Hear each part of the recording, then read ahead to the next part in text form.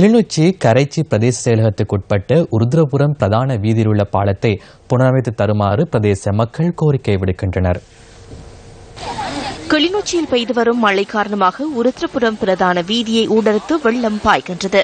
பாடசாலை மாணவர்கள் இந்த வீதியை சிரமத்துடன் கடந்து செல்லும் காட்சிகள் எமது கேமராவில் இவ்வாறு பதிவாகின.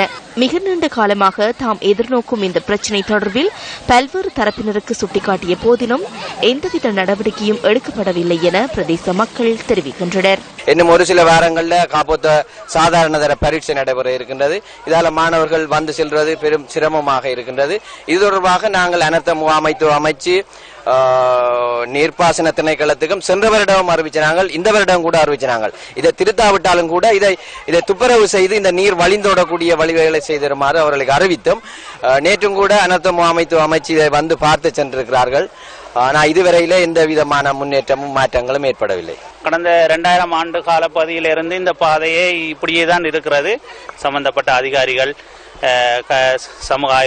சமூகத்தில் உள்ள நலன் விரும்பிகள் இதில் அக்கறை எடுத்து இந்த பாடசாலை மாணவர்களுக்கு மிகவும் ஒரு தேவையான இந்த பிரதான பாதையை செய்து தருவார்கள் என்ற எதிர்பார்ப்போடு நான் இதில் தெரிவித்துக் கொள்கிறேன். உருத்திரபுரம் பிரதான வீதியில் அமைந்துள்ள பாலத்தை விரைவில் புனரமைத்து போக்குவரத்து வசதிகளை இலகுபடுத்துமாறு மக்கள் கோரிக்கை விடுக்கின்றனர்.